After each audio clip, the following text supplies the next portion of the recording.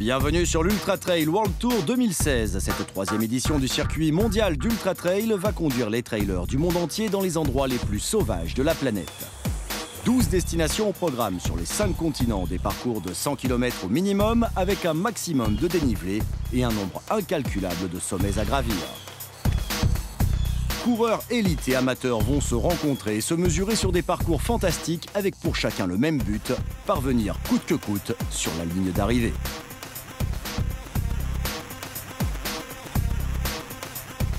Le circuit mondial prendra son envol à Hong Kong, sur le continent asiatique, où la discipline bat son plein et connaît un essor remarquable.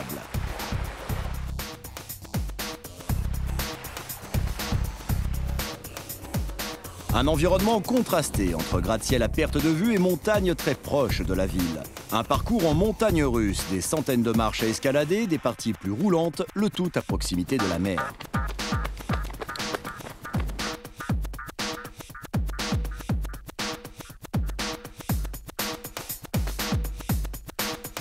Puis direction l'hémisphère sud en Nouvelle-Zélande, au pays des Kiwis et des Maoris. L'ultramarathon Tarawera propose une plongée dans les sous-bois de l'île du Nord. Humidité, single tracks techniques, parcours rapides sont au programme pour une immersion totale dans la culture et l'environnement néo-zélandais.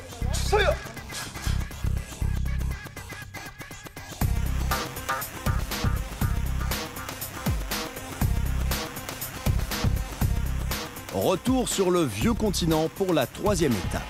Direction les Canaries et son aridité ambiante. Un soleil de plomb à parcours très vallonné avec 8500 mètres de dénivelé, une ascension à près de 2000 mètres d'altitude sur un terrain rocailleux et coupant. L'un des événements les plus prisés par l'élite du trail européen qui se mesurera sur l'une des classiques du calendrier.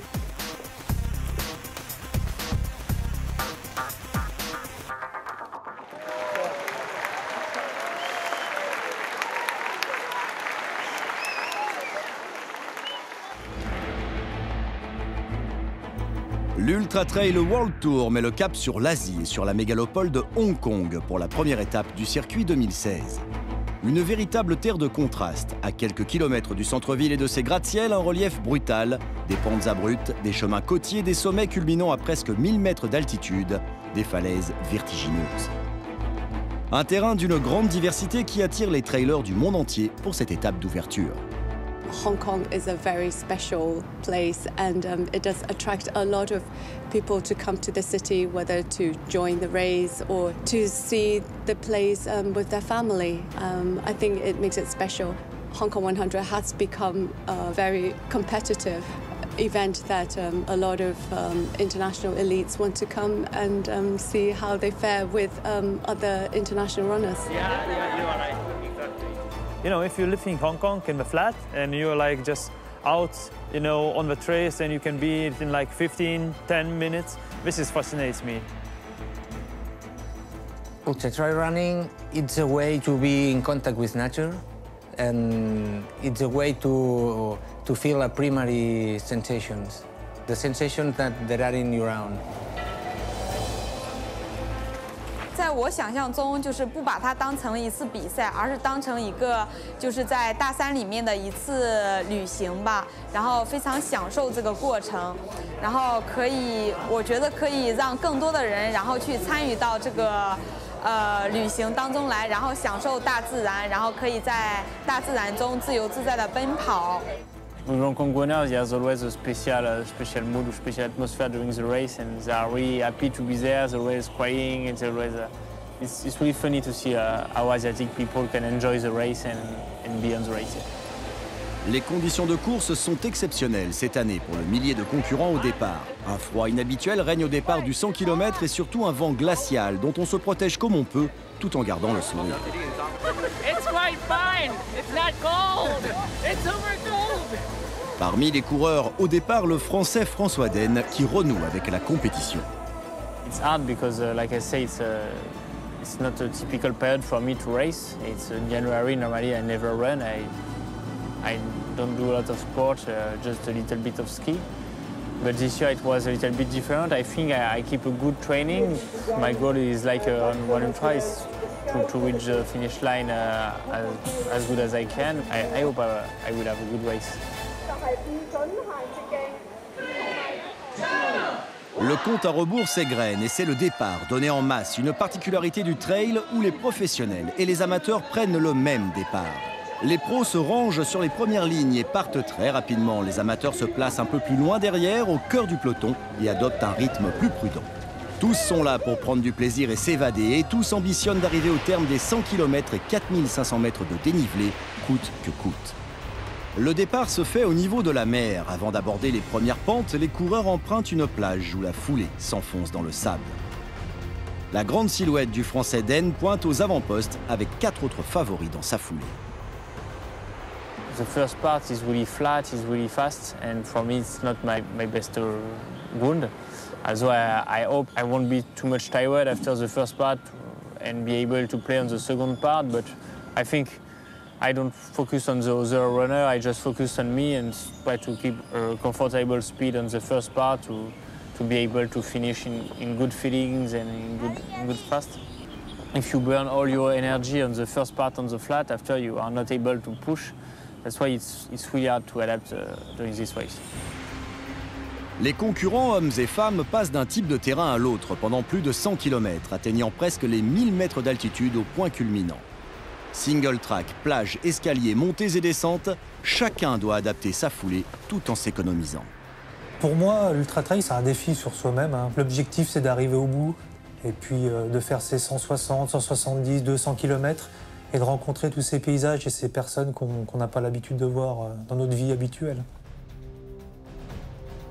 Après, les histoires de place, etc., ça vient en deuxième objectif. C'est plus la cerise sur le gâteau si on est devant. Mais vraiment, la chose principale, c'est de se faire plaisir et de se libérer complètement l'esprit. Et c'est vraiment ça qui est bien dans ce sport. Les chemins côtiers de Hong Kong sont parsemés de centaines d'escaliers. La pente s'accentue et propulse les coureurs au-dessus de la mer. Les meilleurs parviennent encore à courir, mais doivent parfois se résigner à adopter la marche rapide. Le petit gabarit de Dong Li, première fille, fait merveille dans ce relief. Derrière, au cœur du peloton, la progression est plus prudente. Les rafales de vent violentes imposent de courir les chemins avec la plus grande des précautions. Sous le regard protecteur et attentif des dizaines de singes que les coureurs croisent tout au long du parcours. Quelques rares portions bitumées et plates permettent aux coureurs de retrouver un rythme plus régulier, du moins si les jambes le permettent et si le mental est toujours présent.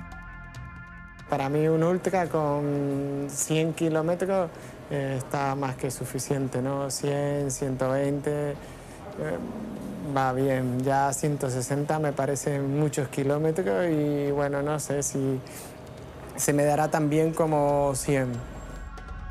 Al principio va físicamente, después actúa como mentalmente, es más importante y al final también saber leer un poco la propia ultra, ¿no? Si tú eres capaz de adaptarte a la situación de la ultra, sea viento, lluvia, y entonces vuelves otra vez a la parte mental, pues al final consigues cumplir tu reto, que creo que es lo de cada corredor de ultra al final.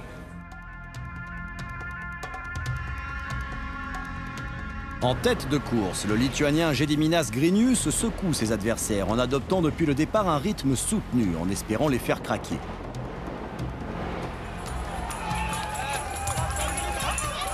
Pour le moment, personne ne cède sous ses accélérations. Le tenant du titre, Yang Longfei, arrive même le premier au ravitaillement numéro 1, suivi par François Den et un Américain.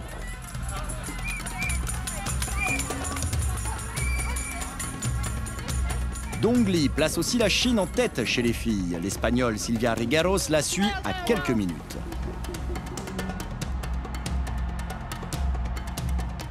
La preuve que la Chine, comme toute l'Asie, s'ouvre au trail running et dispose d'athlètes talentueux.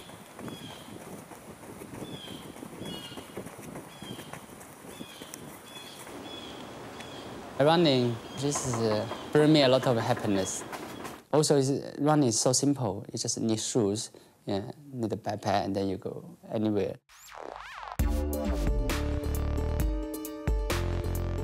Running is similar to life. It's like a long journey. During the journey, you like your life, a lot of challenge. Sometimes you feel good, sometimes not good, but you need to make the adjust and make it positive. this is so important. Thinking something else to not focus on the pain. Family is so important to me. So if I take care of my family good and have a time I can running, so this is important. I think Hong Kong 100, the most challenge for me is speed. First part's quite flat, right? It's runnable, people go so fast. For me, it's a little bit difficult. I cannot run too fast on the flat and the roll. And so this is more challenging part for me.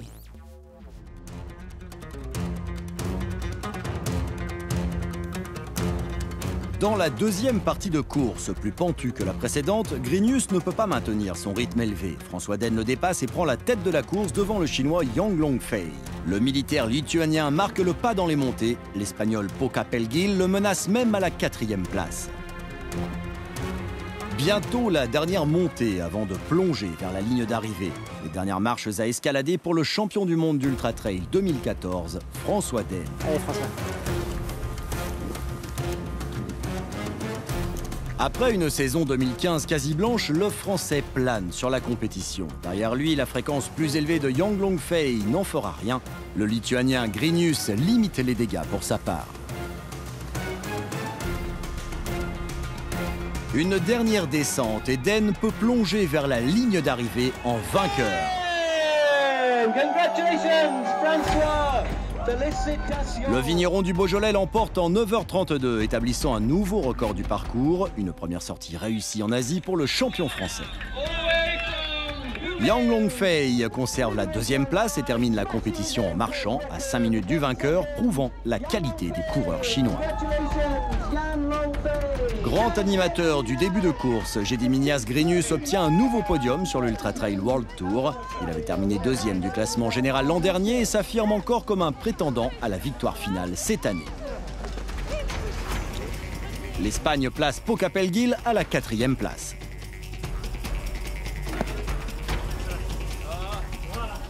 C'était vraiment cool, voilà, pour reprendre un petit peu confiance sur ce genre de parcours, c'était super. Je ne pensais pas sur un parcours comme ça aussi rapide pouvoir revenir autant en forme. Je savais que j'étais bien entraîné, mais non, c'était vraiment une belle surprise et je suis très content. C'est surtout aussi Gediminas qui nous a bien tiré les premières parties, parce que moi je voulais faire une première partie plutôt cool pour être en forme sur une deuxième partie que j'aime bien, et c'est vrai qu'en fait on est parti quand même plutôt très vite. Et puis après, bah oui, c'est vrai que voilà, après une fois qu'on s'est retrouvé à 2 devant, c'est le fait d'être devant à 2 et de ne pas vouloir que ça revienne derrière, c'est sûr que ça va plus vite. Ouais. Yeah, I push because it's flat, and usually I'm training on the flat, so it was my ground, so I push hard on the flat and expected to do well on the second part as well. So this was the plan. Yes, good!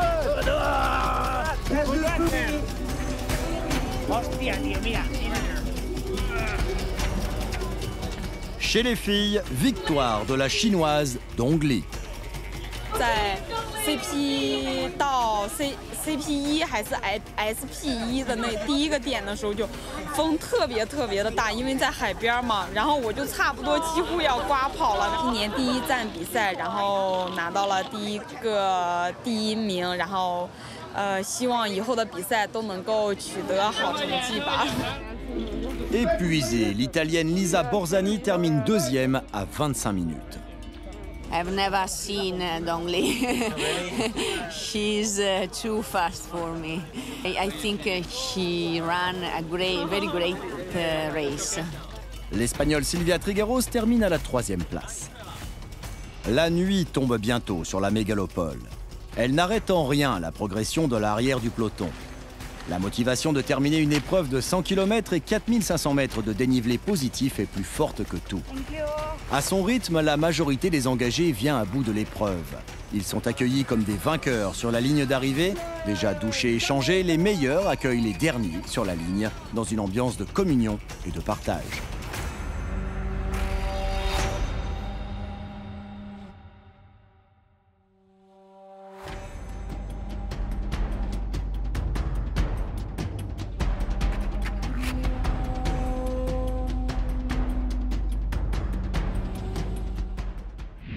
De l'eau et des forêts luxuriantes à perte de vue, l'océan Pacifique qui bat les flancs d'une île qui fait rêver. Bienvenue en Nouvelle-Zélande qui accueille la 2e étape de l'Ultra Trail World Tour.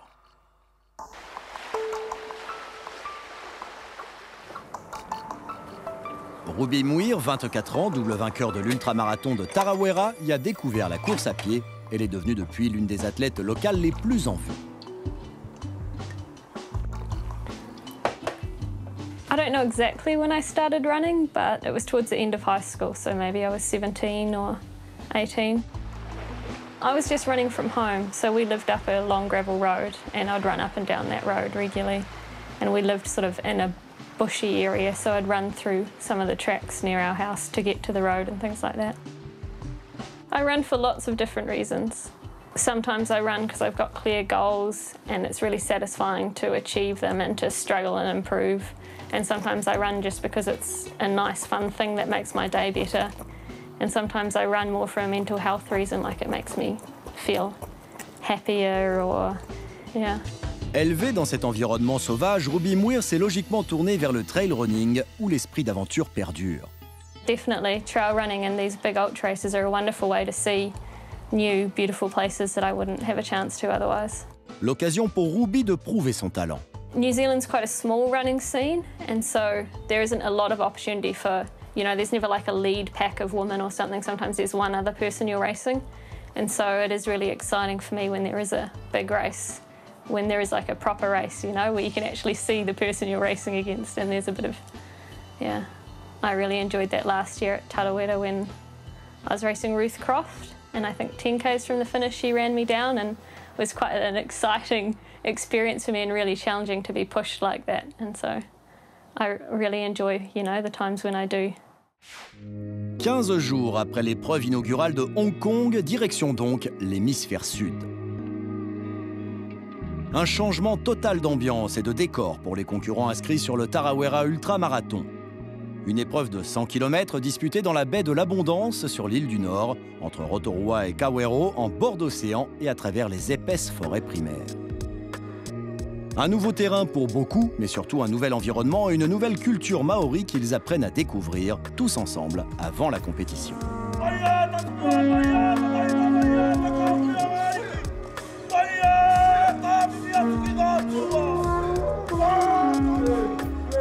I find sometimes at races people get very focused about the race itself and forget to take part in the pre-race activities. Coming to the dinner last night was a very special, a very rich experience. Like you come and you feel like you're part of the community and you're welcome and embraced. And yeah, like there was a woman that just made me some special granola bars because she knew I liked them last year. These Heather bars, they're just like some of the most incredible, like nice, tasty treats. And she like, first thing she said was like, I missed you, I haven't seen you in a year. Oh, look what I made you. And like, you don't get that at all different types of venues. So, you know, the New Zealand culture is pretty fantastic. L'ambiance est humide à l'heure du départ, ce qui ne décourage ni les coureurs ni les supporters. C'est la nuit noire et un léger crachin s'abat sur les 600 concurrents du 100 km, dont une majorité de coureurs amateurs. I think these conditions suit all the Kiwis here. I'm worried for the Aussies. Might be a bit cold for them. This is my first, and we've come all the way from the Blue Mountains in Sydney. This is my third attempt to get to Kara, so it's do or die for me today. So. The first marathon, the first 40 kilometers, we'll start to see how things goes, and then after, if we have power to accelerate, then of course we will. On verra ce que ça va donner avec la pluie. Je m'attendais pas à ce qu'il pleuve, donc on verra les conditions. Et puis, mais je suis prêt, je suis préparé, donc j'ai pas d'excuses, même avec la pluie. L'attraction de l'hémisphère sud a joué à plein. 40% des inscrits viennent de l'étranger pour cette édition. Du côté de l'élite, le plateau est dense, notamment chez les hommes. On compte Jonas Budd, champion du monde des 100 km, les Américains Jason Schauble et Michael Wardian, le Français Cyril Cointre, l'Australien David Byrne ou le Sud-Africain Ryan Sanders, ce qui promet une rude bataille au pays des champions du monde de rugby.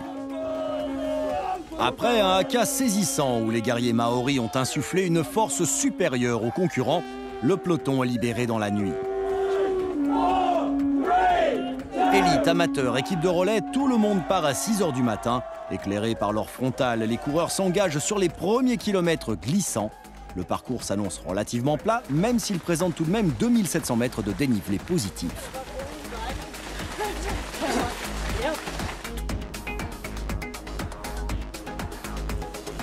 Rapidement, la sélection se fait en tête de course. Sous la pluie, Jonas Bød mène la danse devant le coureur local Wayne Armstrong, accompagné de l'Australien David Byrne. Michael Wardian est un peu plus loin, suivi par un groupe de poursuivants mené par Ryan Sandes, dont le japonais Yoshikazu Hara, une figure des courses de 24 heures. Pour l'instant, Bød reste dans les pas d'un coureur engagé avec une équipe relais, mais c'est bien lui qui mène la course individuelle avec David Byrne. Byrne est un ancien pistard reconverti il y a peu à la course longue distance et Bød un ancien orienteur.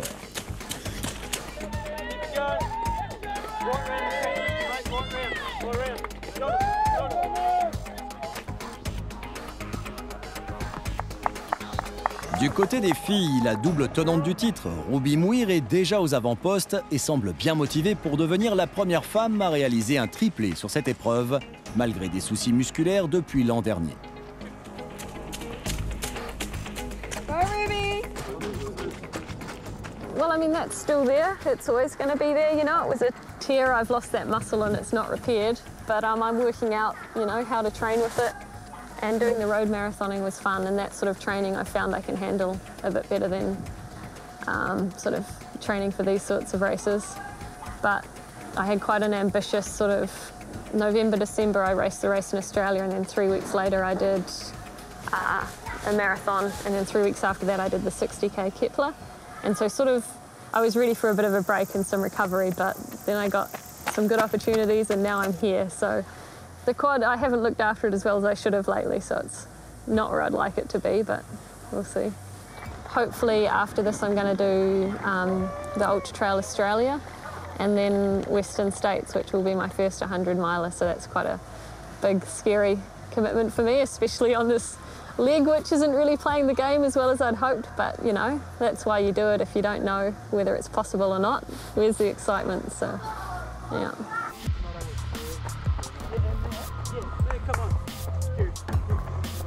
Les conditions de course humides ne semblent pas gêner David Byrne et Jonas Bød. Bød le confirmera d'ailleurs, expliquant que la pluie de la première partie de parcours l'avait épargné d'une éventuelle surchauffe. Les leaders progressent sur un bon rythme et profitent des quelques portions de bitume du parcours pour relancer la ligne. Sur cette première moitié de course, le groupe de chasse ne faiblit pas non plus. On y retrouve Wayne Armstrong, Ryan Sandes, Michael Wardian qui restent tous trois en course pour un podium. Le public et les bénévoles ne s'y trompent pas et motivent ce groupe de chasse sur les points de ravitaillement, comme celui de Kaitena au kilomètre 40. Les Néo-Zélandais ne craignent pas les intempéries et se sont déplacés en nombre pour encourager le peloton. Courir un ultra, c'est aussi savoir gérer son alimentation et son hydratation pour avoir assez de carburant jusqu'à la ligne d'arrivée. Si les leaders ne perdent pas de temps pour recharger les batteries avec l'aide de leur staff, ils prennent soin néanmoins de bien se ravitailler avant d'attaquer la deuxième partie du parcours où les positions finales devraient se dessiner.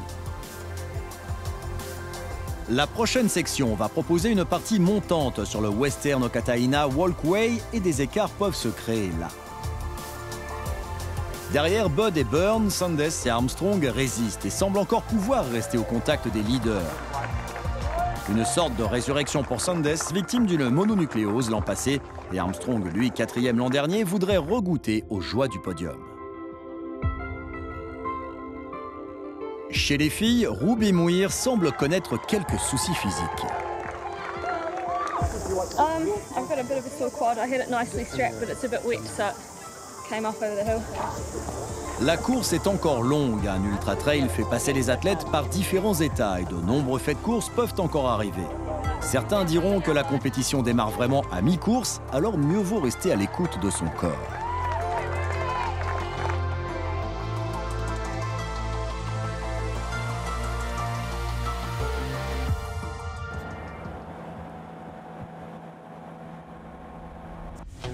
Tous les signaux semblent être au vert pour Jonas Bød. Le Suédois sait pourtant que tout peut arriver, lui qui a connu une saison 2015 contrariée par les blessures.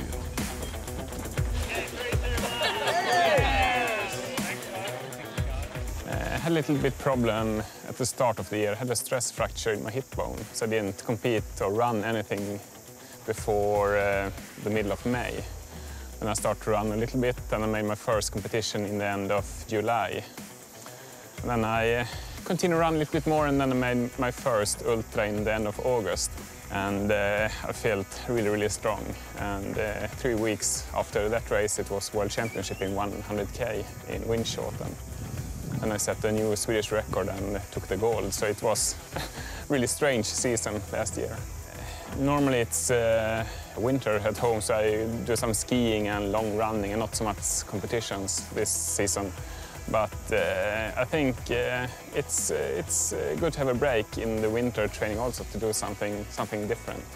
And I think this race fits my skills perfect. It's 100K and it's not so hilly, it's a trail. It's just perfect for me, I think. Ruby Muir continue son chemin malgré un strap imposant à sa cuisse droite causé par la rupture de ligament. Elle non plus n'oublie pas de s'alimenter à chaque ravitaillement. Sa compatriote Fiona Hayvice s'accroche à sa seconde place, plus de 20 minutes derrière, mais visiblement confiante en ses moyens. That was the tough bit, so I'm looking forward to picking up my place here at 60K. It's going to be good. It'll be nice to have a bit of company. It's been quite a lonely race today. It's all good. Thank you.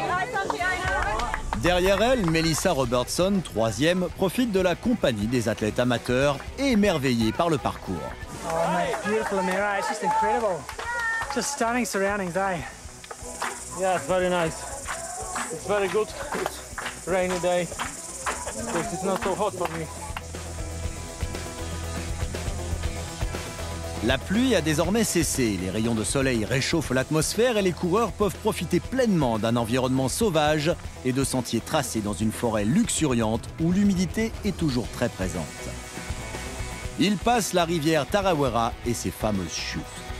Au ravitaillement de Tarawera Falls, au kilomètre 62, Jonas Bøtt déboule tout seul. Après 2 tiers de course, il a faussé compagnie à David Byrne et se retrouve seul en tête pour les 40 derniers kilomètres.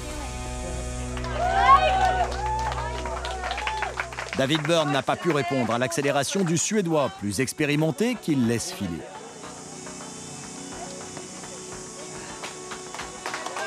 Suivre un rythme qui n'est pas le sien sur un ultra peut s'avérer suicidaire. Byrne s'inquiète tout de même des écarts avec son poursuivant, le Sud-Africain Ryan Sanders, qui semble lui aussi retrouver la forme qu'il avait perdue en 2015.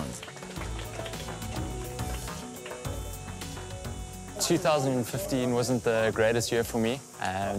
I had a really big year in 2014 and then battled with glandular fever throughout the year. So yeah, I was glad to see the end of 2015, but I learned a lot from it. And yeah, looking forward to 2016, and I'll definitely approach things a bit more differently. We'll probably try and do a little bit less racing and also try and do some new races to gain some new experiences. Tarawera is a really big race on the World Ultra Running Circuit, so I'm really looking forward to taking part for the first time. It's a little bit flatter and faster than what I'm used to, but I'm really looking forward to that challenge and the bits of the course that I've seen. It's just so incredibly beautiful, and I really enjoy the varied terrain. There's some really fast runnable sections, and then there's some more technical sections, and it just looks like a fun course that you can just go out and have a good time. And it's also quite a fast 100 kilometers, at least you won't be out there for too long. And especially being an early season race, it's nice to kind of not bang the body up too much early on in the year. Jonas Bøtt est à son aise sur un type de parcours qu'il affectionne particulièrement. Très roulant, plutôt rapide, avec quelques parties techniques qui peuvent lui rappeler la topographie de sa Suède natale. Il dispose de près de 9 minutes d'avance désormais, ce qui n'est pas énorme. Il reste 40 km à parcourir. Byrne semble lui plus à la peine sur cette fin de course. Chaque foulée semble de plus en plus lourde. Il doit désormais gérer sa 2e place face à un Ryan Sanders toujours menaçant, revigoré par sa 3e place provisoire et revenu à 8 minutes.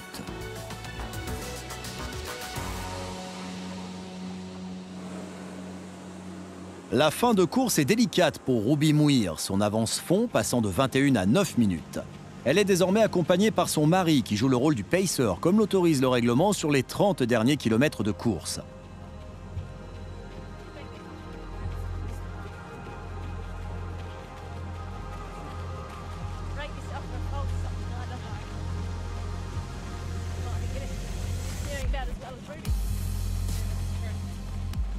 Yeah, I was in a lot of trouble. At about 60k, I was questioning if I'd finish. And I felt good and then bad. I feel okay now, so hopefully I can hang in. C'est bientôt la dernière section du parcours, avec un aller-retour menant à la ligne d'arrivée. Ryan Sanders est toujours en embuscade. Il va aborder la dernière montée de l'épreuve. Armstrong est toujours là, lui aussi. Pour le japonais Hara, la distance n'est pas un souci, lui qui fait beaucoup plus long d'habitude avec un record à 285 km parcourus en 24 heures. Malgré toute sa bonne volonté, Ruby Muir va abandonner au kilomètre 76 à une trentaine de kilomètres de l'arrivée après avoir mené la course depuis le départ. Elle laisse sa première place à Fiona Hay-Weiss, 4e ici l'an dernier, qui a changé pas mal de choses dans sa préparation pour performer cette saison. The year started off well, obviously with Tarawera here last year coming in 4th, and I guess that was a bit of a bomb under me to say, hey, you can do this and let's put a bit more effort in. And by the middle of the year, I thought it's about time I got a coach, because before that it had been a sort of passionate pastime. I'd been training myself. So I enlisted with Mile 27 and Scott Hawker, who's actually a Kiwi but based over in Australia. And I've had him on board for must be about 7 or 8 months now. So by the end of 2015, had a couple of key races and some top results. So I finished the year on a real high, which was great, and excited for what 2016 is going to bring. C'est enfin le dernier point d'eau pour Bud qui prend son temps pour s'hydrater. Le Suédois peut profiter des derniers hectomètres pour savourer la victoire, sa première sur le circuit Ultra Trail World Tour. Un retour en forme après son titre mondial sur 100 km en fin de saison dernière. Les berges du lac de Kawero s'offrent enfin à lui après un peu plus de 8 heures de course, soit une moyenne de 12,5 km/h. Bud aura appliqué à la lettre son plan de bataille. Il avait dit qu'il attaquerait après 60 km de course et c'est ce qu'il a fait. En cadeau, un haka de la victoire pour le placide coureur suédois âgé de 41 ans.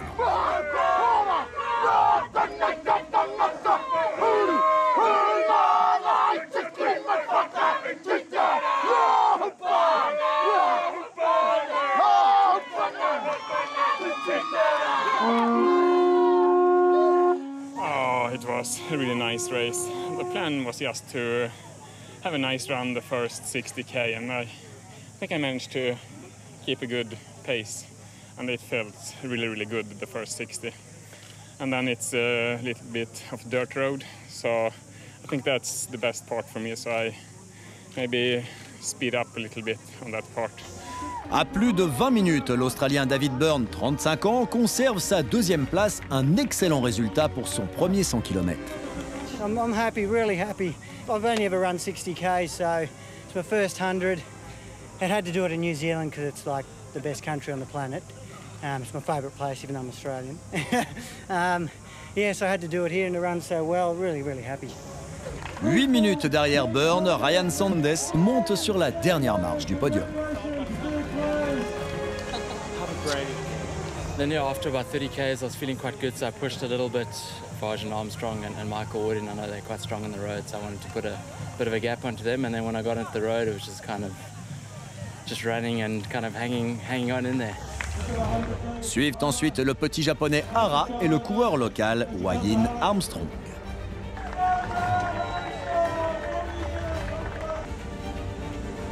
Chez les filles, Fiona Hay-Weiss peut gérer tranquillement sa fin de course et partager son bonheur avec son pacer. Elle possède une confortable avance sur ses poursuivantes et aura su gérer la distance d'une main de maître.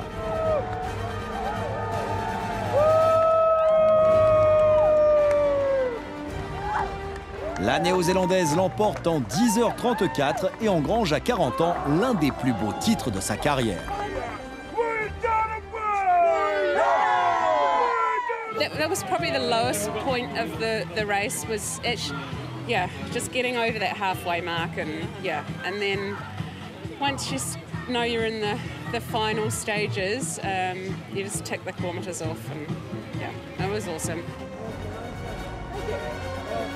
Melissa Robertson et Fiona Eagles complètent le podium féminin. I was having quite a good race, and then from about between 30 and 40 k's I started to feel a bit crook, and at about 40 k's I started to have an upset stomach and vomiting, and that continued for another 40 k's, so we had to pull the pin.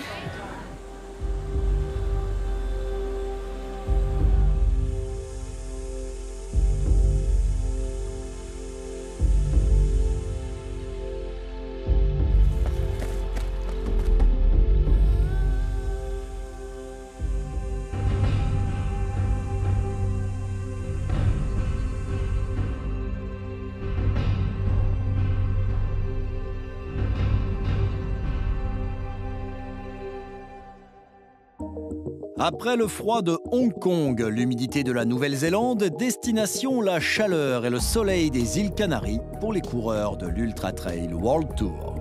C'est à Grande Canaria, la plus grande des îles de l'archipel espagnol, que se déroule cette troisième étape. C'est la première étape de la saison disputée sur le sol européen et tous les meilleurs athlètes du continent ont coché cette date à leur calendrier début mars. Certains y feront leur rentrée en compétition, d'autres la poursuivront. Le niveau s'annonce très dense. Come on, it's all about, you know, like not winning but enjoying the trail. Of course, and the level of competition is much more fun because you can compare yourself with other runners, and you know it doesn't matter who wins because there is like 20 or 30 guys who can win easily and like 20 guys unknown who can win as well if they have a lucky day. So for me personally, I just try to enjoy and push myself to the limits, and I'll see what my training brought me this year. The competition is high, and I think it's more great runners this year than last year. So I'm really excited. I want to win.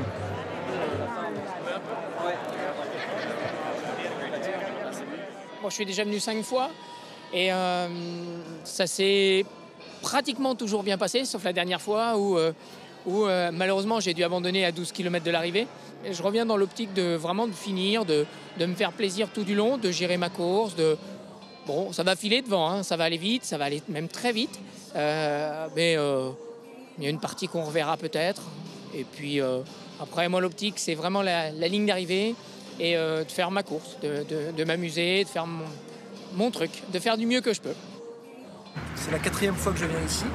La première année, il n'y avait vraiment pas un gros plateau. La deuxième, j'ai vu l'évolution année après année du plateau. Et moi, c'est pour ça que je fais un peu l'Ultra Trail World Tour, c'est pour découvrir des nouveaux parcours et pour me mesurer à l'élite mondiale. Donc je suis ravi de pouvoir me confronter à ce qui se fait de mieux en termes d'Ultra Trail. I think it's a lot of overcoming for me in this race. Again, having never traveled internationally and then being by myself, there's a lot of personal growth that comes with this experience. I think also just getting out and meeting new people and seeing such a different type of terrain is probably the experience that I'm looking for. Pas question donc de faire du tourisme pour les 800 concurrents engagés sur un parcours exigeant. Au programme, 125 km et 8500 mètres de dénivelé positif à parcourir en 30 heures maximum avec des conditions très changeantes. Le froid au petit matin et la chaleur écrasante la journée. Des particularités à dompter pour les favoris comme Julien Chaurier ou Caroline Chavreau et les centaines d'athlètes amateurs au départ. Nerviosa, emocionada y todo lo que se siente antes de empezar una carrera. Son emociones muy encontradas, pero al final ya estoy aquí. Du rythme, de la musique, des bandas dans les ruelles de Agaete, de l'ambiance comme savent le proposer les Espagnols. L'idéal pour se motiver, se concentrer sur l'objectif, faire baisser la pression, se mettre dans l'ambiance de la course et scruter le visage de ses adversaires.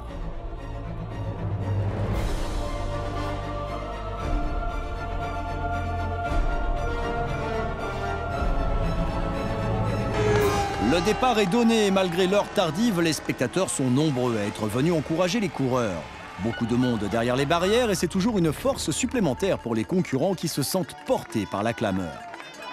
La route s'annonce longue, parsemée d'embûches et de reliefs. Tout le monde part donc à un rythme prudent. Il fait nuit noire, les frontales éclairent le sol, elles guident les pas des athlètes et on fait très attention où l'on pose le pied.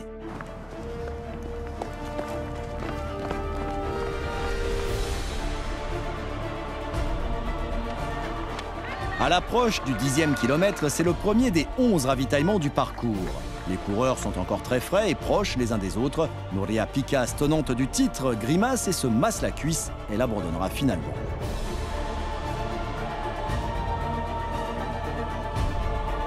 La nuit se prolonge et avec elle la brume et la fraîcheur matinale. Aurélien Collet, un ancien champion de VTT, fait la course en tête.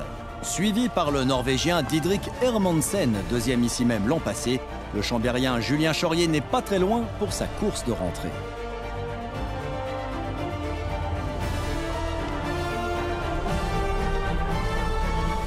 Ce qui me plaît le plus, c'est que ça permet de lancer la saison avec des conditions météo qui sont plutôt meilleures qu'en France, mais qui restent rudes quand même sur la première partie, avec un climat qui arrive à être frais et une fin vraiment très chaude. Donc toutes ces variations qui rendent la course difficile et rude me conviennent globalement très bien. Plus que les conditions climatiques, c'est aussi le relief du parcours qui fait peur. En préparation, la principale difficulté de cette course pour nous, Européens, c'est d'avoir fait assez de dénivelé, notamment de descente, avant de venir ici. Parce qu'en général, on est en plein hiver, c'est difficile d'aller en montagne. Donc c'est quelque chose qui n'est pas évident. Donc il faut avoir un peu préparé les cuisses, absorber les longues descentes qu'on va retrouver ici.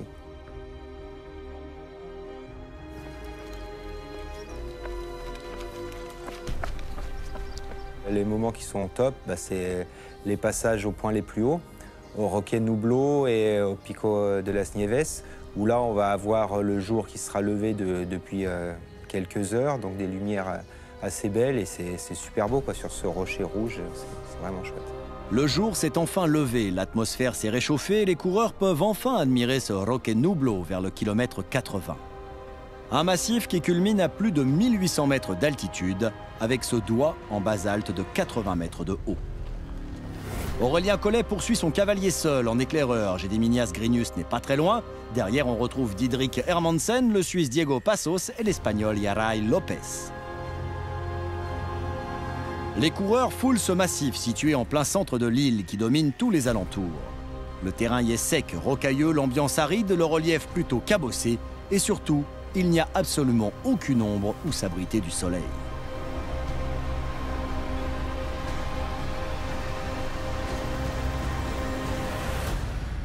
Para mí lo más difícil es la segunda parte.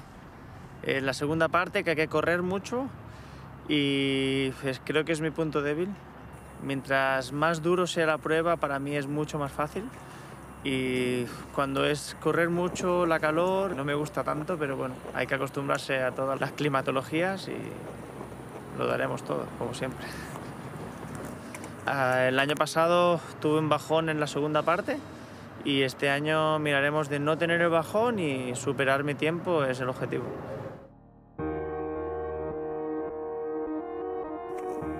Et voilà déjà la première fille, c'est Caroline Chavreau, l'athlète franco-suisse, vainqueur de l'Eiger en 2015. Elle avait connu une fin de saison difficile, notamment à La Réunion. Mais aujourd'hui, elle domine ses adversaires, elle semble encore très lucide, jongle avec les pierres, s'aide de ses bâtons pour soulager ses muscles. L'endroit est magnifique, mais il semble assez hostile tout de même. Le relief ralentit la progression, les montées et les descentes sollicitent vraiment la musculature. On sent que les descentes sont assez traumatisantes. Seules les plantes grasses semblent avoir élu domicile ici. Mais tout le monde garde le sourire et croit en sa bonne étoile. Le parcours ne laisse pas indifférent. On essaye malgré tout d'en profiter un maximum à son rythme.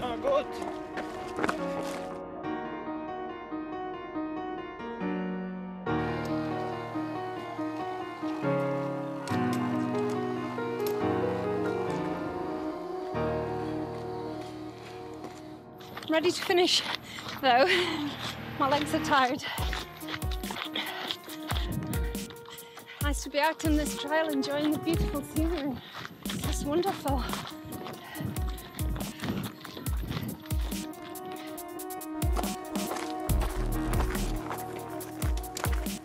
Je veux pas me mettre mal pour faut ne plus avoir de plaisir. Donc je veux rester dans un tempo où j'ai le temps de tout regarder. En haut, j'ai vu le Tenerife, c'est beau.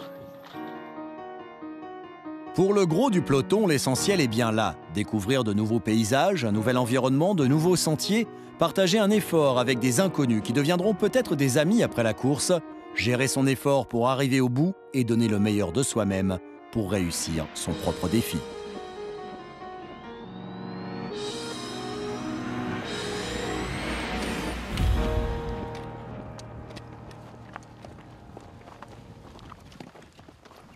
Les panneaux indiquent Tunte à 11 km. C'est bientôt le 100e kilomètre et un point de ravitaillement en fond de vallée comme un retour à la civilisation après une longue descente qui a marqué les esprits.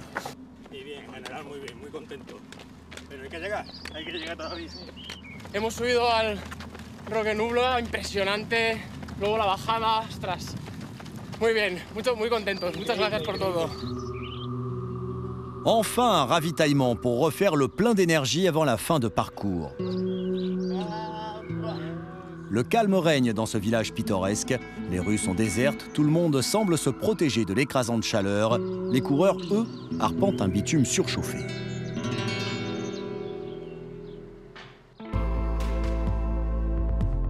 Après une chute, Aurélien Collet a laissé la voie libre à Didierk Hermansen, suivi de près par le Lituanien Gediminas Grinius, une nouvelle fois bien placé. G2D2, comme on l'appelle sur le circuit, fait montre d'une régularité exceptionnelle. L'Espagnol Pau Capel fait honneur aux couleurs locales, chassé par le Suisse Diego Passos.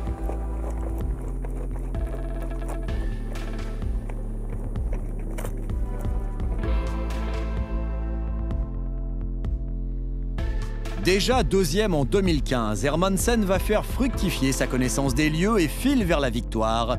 Grosse performance du Norvégien qui l'emporte et bat même le record de l'épreuve.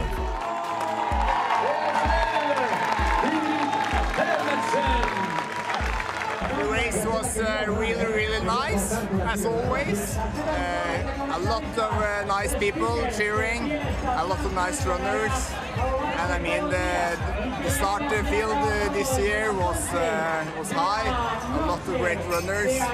So to win today is just amazing. Troisième à Hong Kong, Gediminas Grinius grimpe une nouvelle fois sur un podium qu'il connaît bien.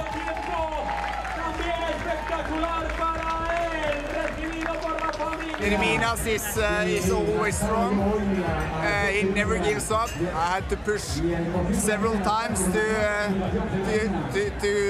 create some space between us.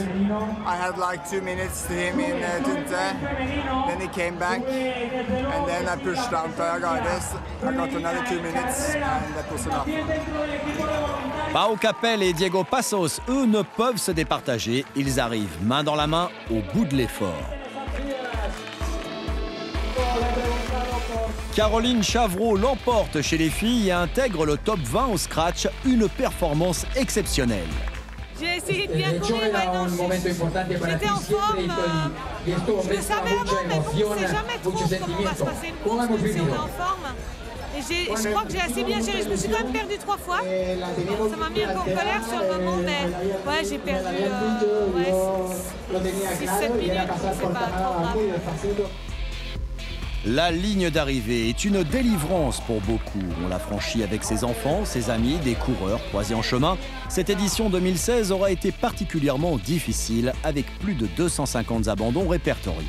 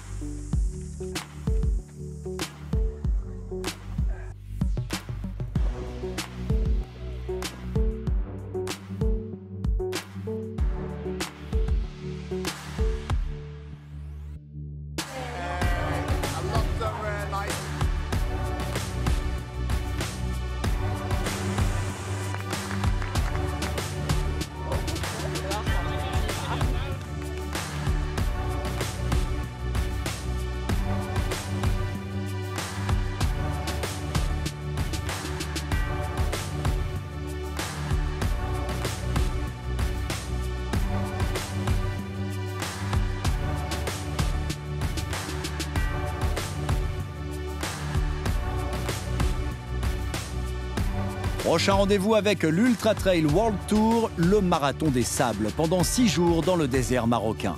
L'édition 2016 est annoncée comme la plus longue de son histoire, avec 257 km répartis en 6 étapes. Une course disputée en totale autonomie, un événement exceptionnel, un environnement tout autre pour les coureurs de l'Ultra Trail World Tour.